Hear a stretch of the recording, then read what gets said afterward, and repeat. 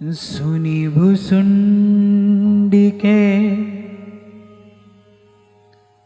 वचन भवानी, बोले गरुड़ हरसि मृदुबानी। तब प्रसाद प्रभु मम उर्माहि, संशय शोक मोह भ्रम नाहि। संशय शोक मोह भ्रम नाहि। तो वहां श्री काकभुसुंडी जी ने श्री गरुड़ जी से अपने पूर्व जन्म का सब वृतांत कहा, और वहां महादेव मां भवानी को कथा सुना ही रहे हैं। तो कहा कि सुन भुसुंड के वचन भवानी, और बोले वो गरुड़ हर्षि मृदुबानी, कि तब प्रसाद प्रभु मम उर्माहि। कि आपने जो हरि की कथा कृपा करके मुझे सुनाई, उसकी कृपा से, उसके प्रसाद से, बोले मेरे मन के संशय का, शोक का, मोह का, भ्रम का, चारों का नाश हो गया। संशय, शोक, मोह और भ्रम,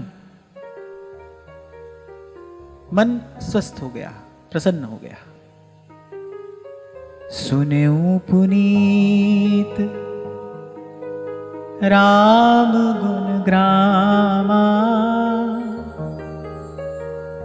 तुम्हारी कृपा लहऊ विश्राम। मन में संशय होगा तो भी मन उद्विग्न रहेगा, शोक होगा मन दुखी रहेगा, मोह होगा मन संतप्त रहेगा। मोह मन को संतप्त करता है, और भ्रम होगा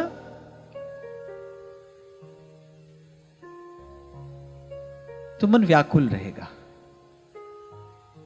संशय होगा तो मन उद्विग्न रहेगा, शोक होगा तो मन दुखी होगा, मोह मन को अस्थिर रखता है, और भ्रम व्याकुलता बनाए रखता है। जैसे सामने रस्सी का टुकड़ा है, देखने वाले को सर्प का भ्रम हो रहा है, भले वो सर्प नहीं है, पर उसको सर्प होने का भ्रम है, तो उस भ्रम से क्या होगा, मन व्याकुल हो जाएगा ना, भयभीत हो जाएगा। भ्रम भयभीत करता है, व्याकुल कर देता है। अगर इन चारों की औषधि क्या है? और आप देखो कि साधारण मनुष्य का जो मन है सदा सब समय ऐसी किसी ना किसी एक व्याधि से ग्रस्त रहता है, या तो संशय होगा, या शोक होगा, या मोह होगा, या भ्रम होगा। और एक प्रकार से श्री गरुड़ जी कह रहे इन चारों की औषधि क्या है? सुनेऊ पुनीत राम गुण ग्रामा, तुम्हारी कृपा लहऊ विश्राम। आदि में भी, मध्य में भी, और यहां इस कथा के विश्राम के समय भी एक ही सिद्धांत तो प्रकट हो रहा है, प्रतिष्ठित हो रहा है, और ये कि भव रोग की औषधि भगवान की कथा है। मन की व्यथा का निवारण भगवान की कथा से होता है। इसीलिए आपको स्मरण हो तो जब हमने यहाँ इस प्रसंग की चर्चा आरंभ की तो मैंने कहा भाई कहने सुनने को तो बहुत कुछ है, अनेक अनेक शास्त्र हैं, अनेक अनेक ग्रंथ हैं, पुराण हैं, और उनमें अनेक अनेक कथाएं हैं। कहने को तो बहुत कुछ है, पर भाई मन को ठौर, मन को ठिकाना, मन को विश्राम देने वाला कौन है? अगर सुने पुनीत राम गुण ग्रामा, ये भगवान की कथा है, हरि कथा है। ये जो जन्म जन्मांतर की व्यथा है इसको दूर करने वाली हरि की कथा है। श्रीमद् भागवत का सिद्धांत है, पिबंति ये भगवत आत्मनः सताम कथामृतम श्रवण पुटेषु संभृतम पुनन्ति ते विषय विदूषिताशयम। कि जो भी अभी कहा संशय शोक मोह भ्रम, ये दूषण है ना, रोग है, इनको दूर करने वाली पुनंति ते विषय विदूषिताशयम, और कह रहे हैं मन को ऐसा निर्मल कर देती है भगवान की कथा, ब्रजंति तच्चरण सरोरुआंतिकम, कि भगवान खुद जीव के पास चले आते हैं, कथा कर देती है मन को ऐसा निर्मल। इसीलिए भगवान ने कहा दूजी रति मम कथा प्रसंगा, मम कथा, मेरी कथा। यद्यपि भगवान तो शील निधान है, मर्यादा पुरुषोत्तम है, पर फिर भी भगवान ने अस्मदादि जीवों पर अहेतु की कृपा करके ये गुप्त बात प्रकट कर दी अपने मुख से कि दूजी रति मम कथा प्रसंगा, मेरी कथा में रति प्रीति। इसलिए संत कह रहे हैं कोई ऐसो रे भेटे संत, मेरी लाहे सगली चिंत, ठाकुर से मेरो रंग लावे, और कोई ऐसो रे सुखदाई जिस हरि की कथा सुनाई, तिस भेटे गति हुए हमारी। नहीं तो अटक जाएगा मन, अटक जाएगा कहीं, अटकाई तो है ना मन संसार में, कहीं कहीं किसी वस्तु में, कहीं किसी व्यक्ति में, किसी स्थिति में, किसी स्थान में, ऐसे मन अटकाई तो है। जब तक मन अटका है तब तक जीवन गतिमान नहीं है, क्योंकि मन तो वहीं अटका है। और कभी आपसे मैंने कहा था, आप तन से कहीं भी पड़े हो, पर आप वस्तुतः वहीं हो जहां पर आपका मन है। देखो मन कहां है, आप भले पड़े हो व्यवहार में, लेकिन मन की इच्छा है कि भाई भजन करें, मन की इच्छा है कि कथा श्रवण करें, मन की इच्छा है कि भाई थोड़ा सत्संग हो जाए, तो मन सुंदर स्थान पर ही है। पर देखो भाई, ये कैसा मन का विचित्र स्वभाव है कि वहां रहेगा तो यहां की तरफ दौड़ेगा, यहां रहेगा तो वहां की तरफ दौड़ता है। यही मन का रोग है, यही मन का रोग है। इस रोग को दूर करने वाली भगवान की कथा है, मन विश्राम पाता है। वही बात श्री गरुड़ जी कह रहे हैं, सुनेऊ पुनीत राम गुण ग्रामा, तुम्हारी कृपा लहू विश्रामा, तुम्हारी कृपा लहू विश्राम। अब एक बात इसमें ध्यान देने की है कि भगवान की कथा जब भक्त के मुख से सुनी जाए तब, भागवत का श्रवण जब किसी भागवत के मुख से हो। तुलसी बाबा के जीवन की घटना है, एक भूत ने, एक प्रेत ने श्री गोस्वामी जी को बता दिया कि जहां आप नित्य कथा कहते हैं वहां श्री हनुमान जी नित्य कथा श्रवण करने आते हैं। गोस्वामी जी के मन की एक ही इच्छा थी, भाई किसी प्रकार श्री रघुनाथ जी का दर्शन हो जाए, कोई हमको दर्शन करा दे। घटना यूं घटी कि गोस्वामी जी शौच के लिए जाते थे और जो बचा हुआ जल होता था वो पीपल के किसी पेड़ के नीचे डाल देते थे। उस पीपल के पेड़ पर एक प्रेत रहता था, उसको उससे थोड़ी तृप्ति मिलने लगी, उसका मन शीतल शांत होने लगा। वो एक दिन प्रकट हो गया, बोले क्या सेवा करूं आपकी। अब श्री गोस्वामी जी ने कहा, भाई हमको कुछ और तो चाहिए नहीं, हमको तो श्री रघुनाथ जी का दर्शन करा दो। अब प्रेत ने कहा, भाई दर्शन कराने की तो हमारी सामर्थ्य नहीं है, ये तो हमारी सामर्थ्य से बाहर की बात है, पर दर्शन कैसे हो सकता है ये मैं आपको बता सकता हूं। बोले आप ही की कथा में नित्य श्री हनुमान जी आते हैं कथा श्रवण करने के लिए। बोले पवन पुत्र आपको श्री रामचंद्र का दर्शन करा सकते हैं। कैसे पहचानो उन्हें? बोले सबसे पीछे कोने में बैठते हैं, स्वयं को छिपा कर दुरा कर, कह रहे कोढ़ी के वेश में आते हैं श्री हनुमान जी। कथा आरंभ हुई, और श्री राम कथा का तो ये नियम है कि जब कथा आरंभ होती है तो सबसे पहले श्री हनुमान जी को ही आसन दिया जाता है। गोस्वामी जी ने देखा, प्रेत ने जैसा बताया था वैसे हनुमान जी अपने स्थान पर आकर बैठ गए। अब जब कथा विश्राम हुई, श्री गोस्वामी जी गए, चरण पकड़ लिए। पहले तो बहुत उन्होंने अपने आप को छुड़ाने का प्रयास किया, बचाने का प्रयास किया। तो गोस्वामी जी तो चरण पकड़ ही लिए, छोड़े ही नहीं। श्री हनुमान जी को अपने आप को प्रकट करना पड़ा। क्या चाहते हैं? एक बार श्री रघुनाथ जी का दर्शन हो जाए। हनुमान जी ने प्रसन्न होकर तथास्तु कह दिया। 2 बार श्री रघुनाथ जी सन्मुख से होकर चले गए, गोस्वामी जी पहचाने नहीं, पहचाना ही नहीं। प्रभु सामने आकर चले गए, नहीं पहचाना। और तीसरी बार, ये तो सबको विदित है, चित्रकूट के घाट पे भई संतन की भीड़, तुलसीदास चंदन घिसे, तिलक देत रघुवीर, तिलक देत रघुवीर। हनुमान जी को बीच में आना पड़ा, तब गोस्वामी जी पहचाने। गोस्वामी जी चंदन घिस रहे हैं, भगवान स्वयं आकर माथे पर तिलक लगा रहे हैं, फिर भी पहचाना नहीं। हनुमान जी ने कहा, भाई ऐसे तो बात बनेगी नहीं। अच्छा, हनुमान जी ने कह दिया है दर्शन होगा, इसलिए प्रभु को बार बार दर्शन देने भी आना पड़ रहा है। हनुमान जी ने सोचा, भाई ये तो प्रभु को बड़ा श्रम हो रहा है, ये पहचान नहीं रहे हैं, हमको ही बीच में जाना पड़ेगा। तो गोस्वामी जी कहते हैं, भाई भगवान सामने भी आकर खड़े हो ना, जब तक भक्त की कृपा ना हो, जब तक संत का शब्द कान में नहीं पड़े, जीव भगवान को पहचान नहीं सकता है। इसलिए गुरु के शब्द की महिमा है। सामने आ गए भगवान, पर पहचान नहीं रहे। और गोस्वामी जी कोई साधारण भक्त नहीं है, वो तो अवतारी महापुरुष हैं। ऐसे जन तो लोक का मंगल, लोक का कल्याण करने के लिए भगवान भेजते हैं।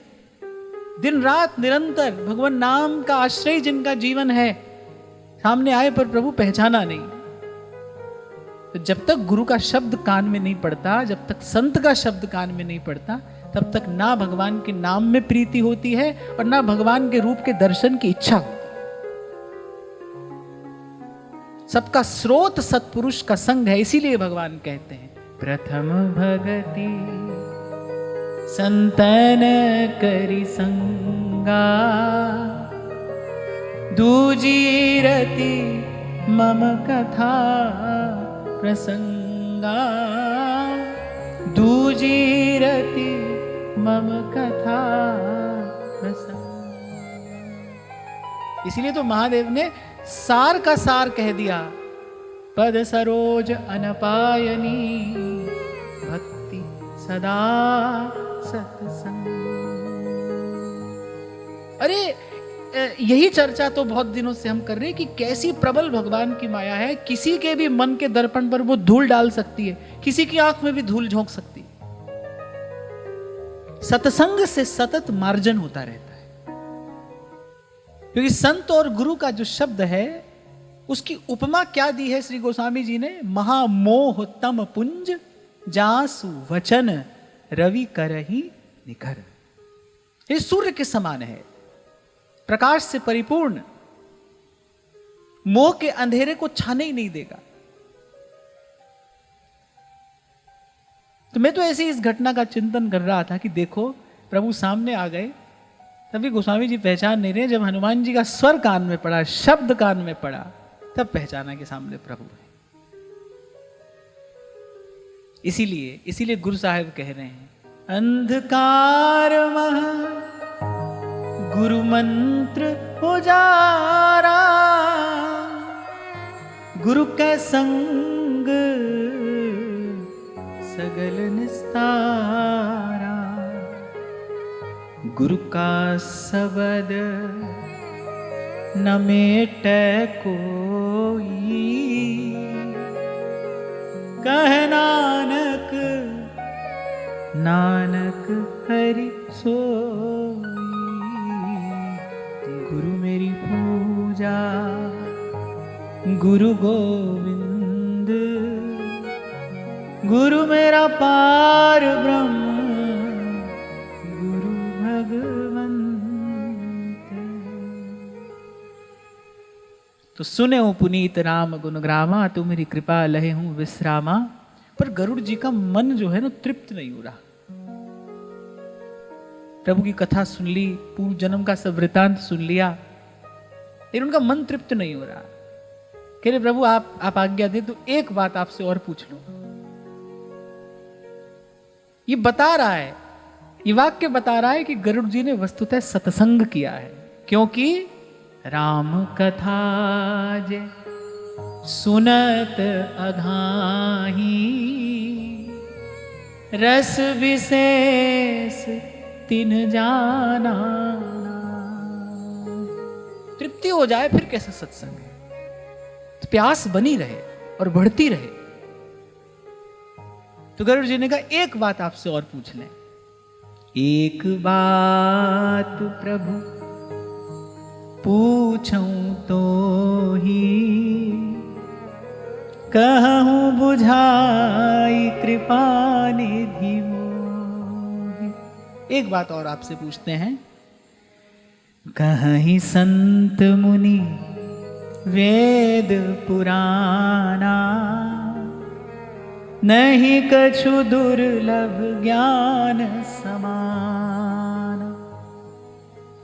बोले सब संत सब वेद पुराण, फिर ज्ञान के समान और कुछ दुर्लभ नहीं है। स्वयं भगवान का श्रीमुख वाक्य है, नहीं ज्ञानेन सदृशम पवित्रमिह विद्यते। सोई मुनि तुम सन कहे ओ गुसाई। बोले वही ज्ञान लोमश ऋषि ने आपको बताया, आपको सुनाया, आपको समझाया, पर नहीं आदर हूं भगति की ना। लेकिन आपने उसको भक्ति के समान आदर नहीं दिया। ऐसा क्यों? गरुड़ जी ने कहा कि सब ऋषियों ने, मुनियों ने, स्वयं भगवान ने भी ज्ञान को सुदुर्लभ सर्वश्रेष्ठ बताया है, पर जब लोमश ऋषि ने आपको वही दुर्लभ ब्रह्म ज्ञान दिया तो आपने भक्ति के समान उसका आदर नहीं किया। आपके मन में जो भक्ति का पक्ष था, आप उसी पर दृढ़ता पूर्वक बने रहे।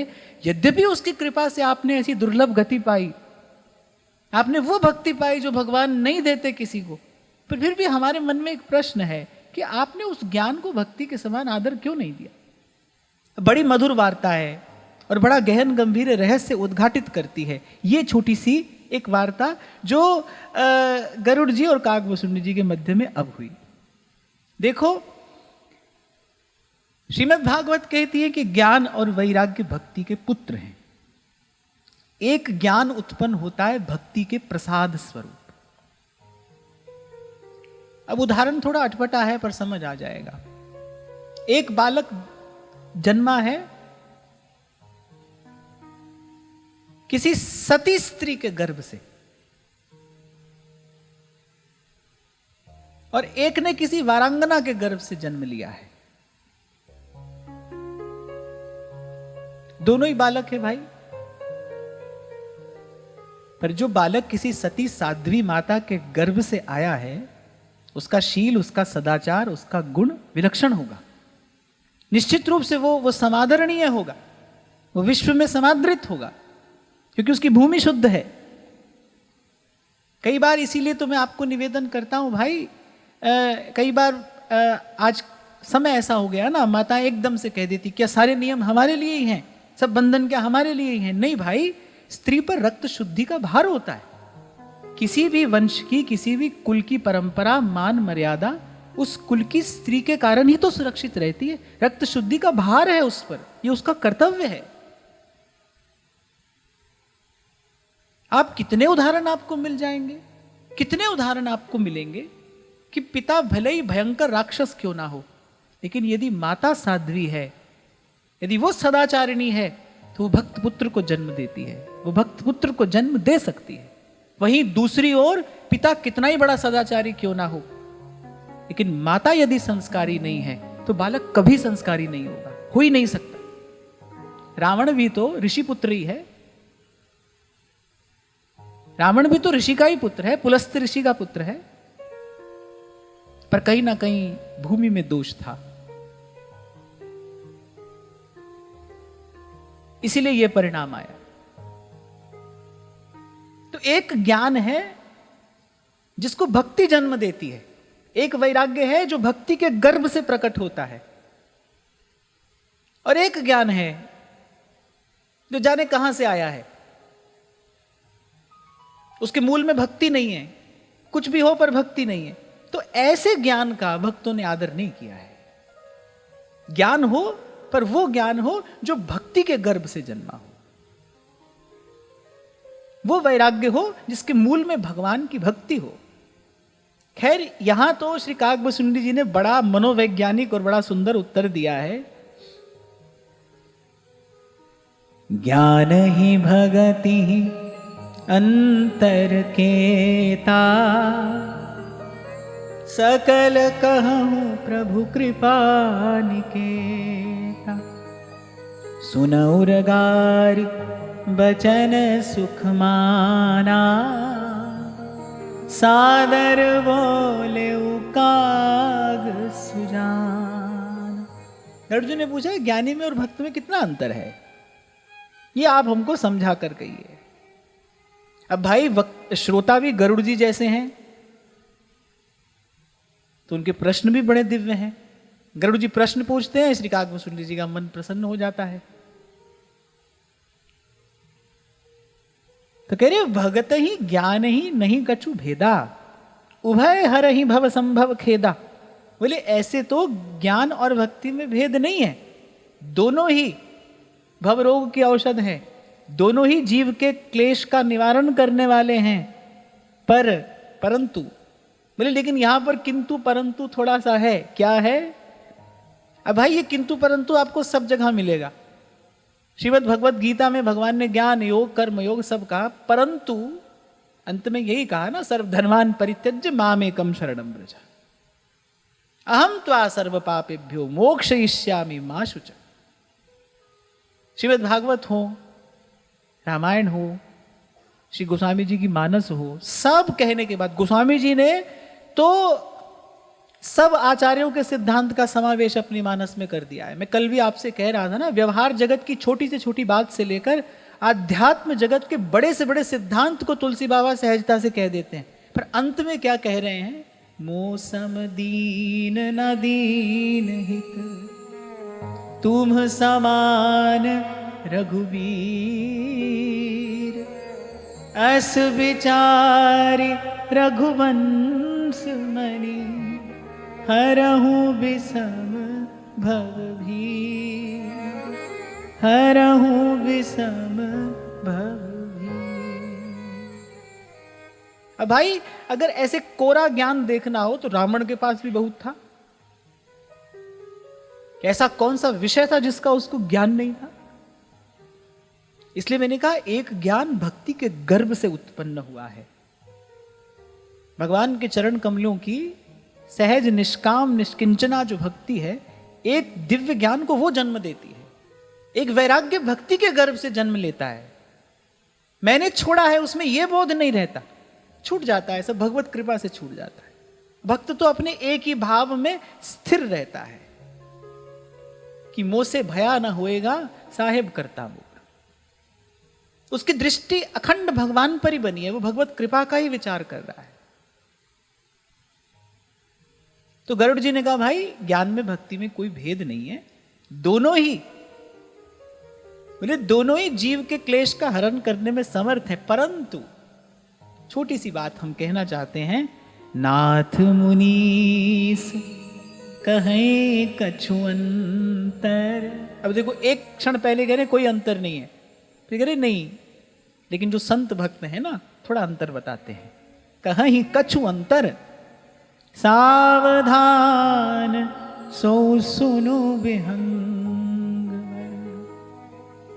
और श्री काकभूषुंडी जी ने कहा आप सावधान होकर सुनना, ये थोड़ा सा जो अंतर है, इसलिए भगवान कृपा करते हैं तब ये बात समझ में आती है। आगे जाकर श्री काकभूषुंडी कहेंगे, बोले ये ऐसे रहस्य की बात है कि बड़े बड़े ऋषि मुनि सहस्रों जन्मों तक साधन में लगे रहते हैं, लेकिन ये छोटी सी बात समझ नहीं पाते। सोई जाने जिहि देहूं जनाई, जिसका चयन जिसका वर्ण भगवान करते हैं वो जानता है, वो समझता है। ज्ञान विराग जोग विज्ञाना, ये सब पुरुष सुनो हरि जान। ज्ञान कौन है? पुरुष है।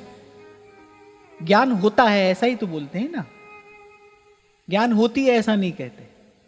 बोले ऐसी ज्ञान वैराग्य योग विज्ञान जप तप साधन, बोलिए जो सब है ये सब पुरुष हैं। इसीलिए भगवान की माया पर मोहित हो जाते हैं, इसीलिए भगवान की माया पर मोहित हो जाते हैं। अब कोई कहे कि भाई कोई पुरुष ऐसा भी हो सकता है जिसने पूर्ण रूपेण इंद्रिय निग्रह कर लिया हो, जो किसी भी प्रकार से विकार के अधीन होता ही ना हो। नहीं भाई, तुलसी बाबा कहते हैं जही राखे रघुवीर ते उबरे ते ही काल महा। कोई अपनी सामर्थ्य से ऐसा तो नहीं कर सकता है, नहीं तो महाप्रभु जी को क्यों कहना पड़ता पारासर सुर इंद्र कलप कामिनी मन फंद्या। आप देखो कितना पुण्यात्मा जीव होगा जो देवताओं के राजा के पद पर प्रतिष्ठित हुआ है। इंद्र होने के लिए कितने पुण्य कोई करता है तब जाकर उसको वो पद मिलता है। कितना पुण्यात्मा वो जीव होगा जो देवराज इंद्र बनकर बैठा है, और देखो वो ऋषि पत्नी से समागम की इच्छा करता है। आज तक अपयश का भागी हो रहा है। तो मेरे पारासर सुर इंद्र कलप कामिनी मन फंद्या, कौन बचा है इससे?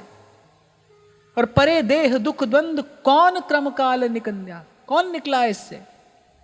जे ही राखे रघुवीर ते उबरे ते ही काल महा।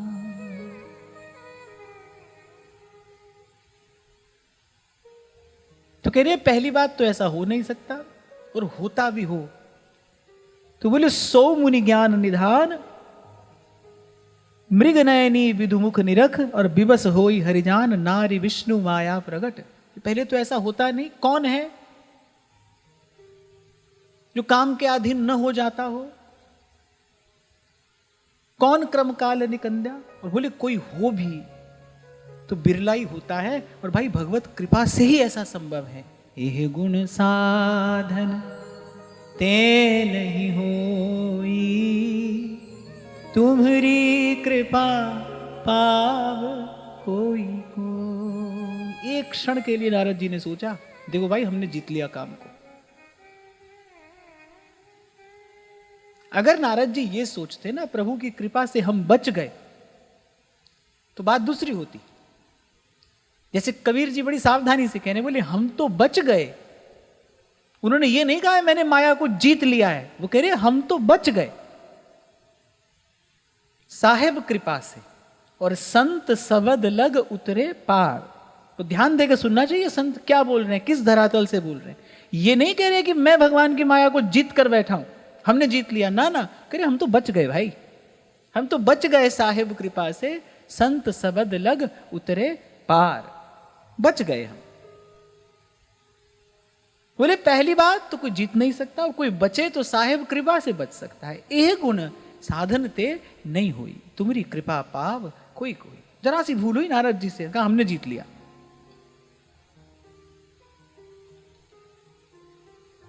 और बताओ नारायण नारायण करते करते और भगवान के पास पहुंचे हैं। आज आपसे कुछ मांगने आए हैं क्या? बोले हरि सा सुंदर रूप हमको प्रदान करिए। भगवान ने कहा लो, आपको किस बात के लिए हम ना कर सकते हैं, लो। भाई वो तो चतुरों के चतुर हैं। जो माया त्रिलोकी को नचाती है, प्रभु के सामने वो नटिनी है, प्रभु के इशारे पर वो नाचती है। भगवान थोड़ा सा मुस्कुरा दिए, हासो जनोन्मादकारी च माया। थोड़ा सा भगवान मुस्कुराए, बोले हाँ हाँ ले जाओ। अभी क्या हुआ है तो सारा संसार जानता है। नेक सी भूल हुई, बोले हमने जीत लिया। नहीं, भगवान ने कहा जीत नहीं सकता है भाई। मम माया दुरत्यय मामेव ये प्रपद्यन्ते माया मेताम तरंतिते। बोले हमारी शरण में कोई आ जाए तो हम उसको बचा लेते हैं। इसीलिए कान खोलकर सुन लो, मैं भी सुन लूं, आप भी सुन ले, और भी जो सुने सुन ले। कोई ये ना कहे कि भाई हमने अपने बल से, अपनी बुद्धि से, अपनी सामर्थ्य से जीत लिया भगवान की माया। मुझे याद है 20 बरस पहले की घटना होगी, मैं नाम नहीं लूंगा। एक सन्यासिनी, उस समय उनका बड़ा प्रभाव था। 20 बरस पहले की घटना होगी। बड़ा सुंदर उनका वक्तव्य होता था, बड़ा तेजस्वी उनका व्यक्तित्व भी था। और ऐसे ही एक दिन कहते कहते और मैंने सुना कि वो कह रही थी, अरे भगवान की माया हमारा कुछ नहीं बिगाड़ सकी, अब तुम हमको क्या प्रलोभन दोगे, तुम हमारा क्या बिगाड़ोगे।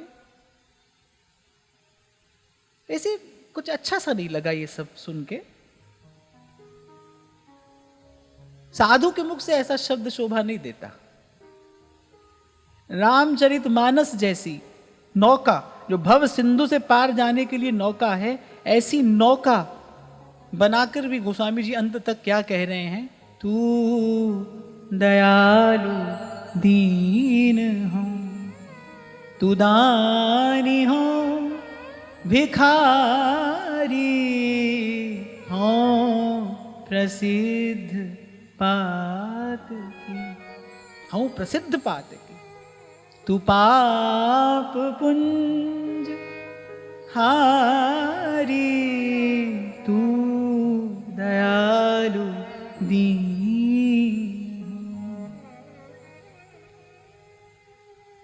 ये थोड़ा अटपटा लगा सुनकर।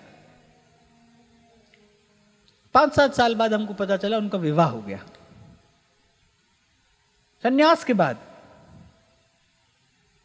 तो दोनों कान पकड़े रहो और दांतों के बीच में तिनका दबाए रहो, इनके चरणों की तरफ दृष्टि रहे। ये बचा लें तो भाई कोई बच जाए, नहीं तो कौन क्रमकाल निकंध्या।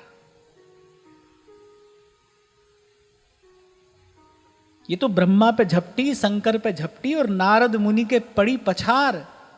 तब कबीर कह रहे, रमैया तेरी दुल्हन लूटिल बाजार। फिर हम तो बच गए साहेब कृपा से, बच गए, साहेब कृपा से बच गए और संत सबद लग उतरे पार। बोले भाई संतों के शब्द रूपी नौका पर चढ़े रहे और बस ऐसे ही उन्होंने कृपा करके भव से पार उतार दिया। तो कह रहे ज्ञान, वैराग्य, योग, जप, तप, साधन, नियम, बोलिए सब पुरुष हैं, इसलिए भगवान की माया पर आसक्त हो जाते हैं। और स्पष्ट कह रहे हैं काकभुसुंडी जी, इहां न पक्षपात कछु राखूं,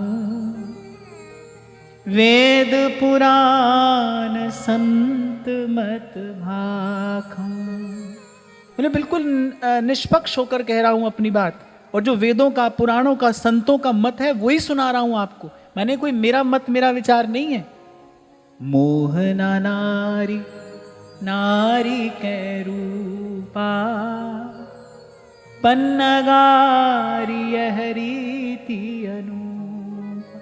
बोले लेकिन ये प्रकृति है कि नारी नारी के रूप पर मोहित नहीं होती। बोले भक्ति भी नारी है और माया भी नारी है, और उसमें भी माया भगति सुनो तुम दो,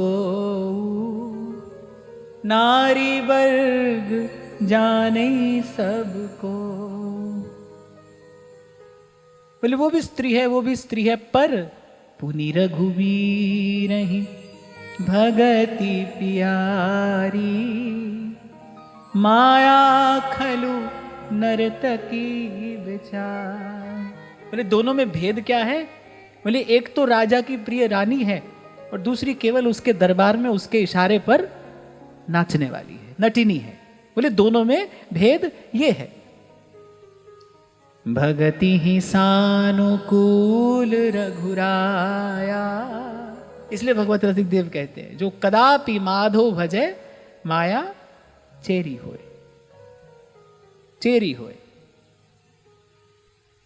और कहने एक तो वो रानी है, एक नटिनी है, एक रानी है, एक कामिनी है, एक योगिनी है, और उसमें भी भगति ही सानुकूल रघुराया, ताते ते ही डरपत अति माया।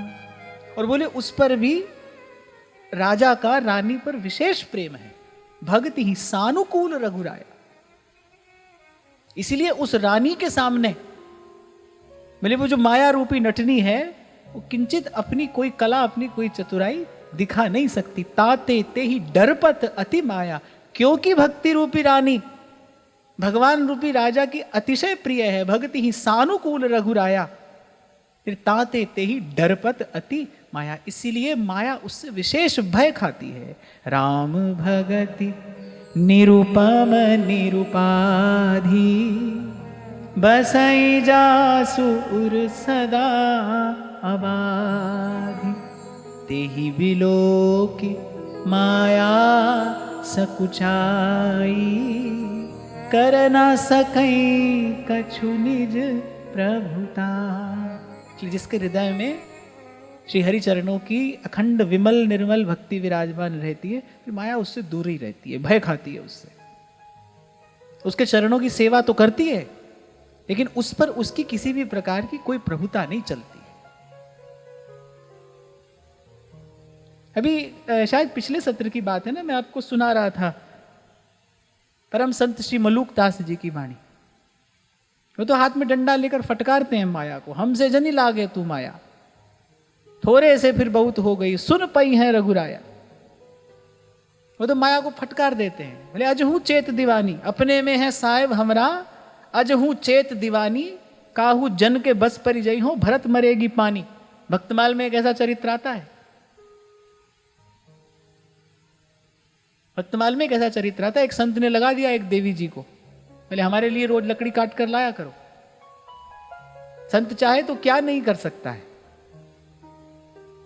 क्या नहीं कर सकता है, कहा न हुई सतसंगते। कि जिसके हृदय में विमल भक्ति विराजमान है, माया उससे भयभीत रहती है। कहा है ताते तेहि डरपत अति माया। पर कैसी भक्ति? मन क्रम बचन तुम्हारी आशा, ऐसी भक्ति करे रैदासा।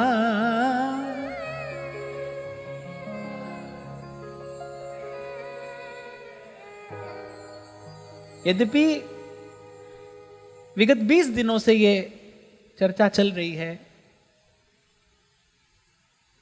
अब आप लोगों के हृदय की स्थिति तो मैं नहीं जानता, पर मुझे तो कहकर प्रभु का गुण गाकर अद्भुत आनंद मिल रहा है। पर फिर भी कोई मुझसे कहे मैं सबसे प्रिय बात आपको क्या लगी, पहली बात क्या चुनेंगे आप? तो कल जो विराम के समय में हमने चर्चा की कि मुनि ने श्राप दिया, काक भुसुंडी धीरज धारण किए रहे। मुनि ने असंख्य दिव्य दुर्लभ वरदान से झोली भर दी, काक भुसुंडी तब भी सम रहे, तब भी सम रहे। किसी भी प्रकार का कोई क्षोभ, कोई चंचलता मन में नहीं। और जैसे ही आकाशवाणी हुई और प्रभु ने कहा कि मन वचन कर्म से हमारा है, बस काक भुसुंडी जी का रोम रोम प्रसन्न हो गया। बोले बस हम केवल यही चाहते थे। ये जो क्षण आया, ये बताता है भाई कैसी भक्ति भगवान को रिझा लेती, कैसी भक्ति भगवान को बांध लेती है। श्रीमद् भागवत में भगवान ने अपने मुख से कहा है, बोले जैसे एक पतिव्रता स्त्री अपने पातिव्रत से, अपने सतीत्व से पति को अपने अधीन कर लेती है, कह रहे ऐसे ही हमारे अनन्य भक्त हमको अपने अधीन कर लेते हैं। हम भक्त पराधीन, हम उनके अधीन हो जाते हैं। और भगवान कह रहे मैं अपनी प्रिय से प्रिय वस्तु का त्याग कर सकता हूं। मैं एक क्षण के लिए लक्ष्मी जी को भी छोड़ सकता हूं, पर मैं एक क्षण के लिए भी अपने अनन्य भक्तों का त्याग नहीं कर सकता, जिन्होंने केवल मेरी प्रसन्नता के लिए भुक्ति मुक्ति पर्यंत सब सुखों का परित्याग कर दिया है। बोले ऐसे अपने अनन्य भक्तों को मैं एक क्षण के लिए भी नहीं छोड़ता हूं, नहीं छोड़ सकता।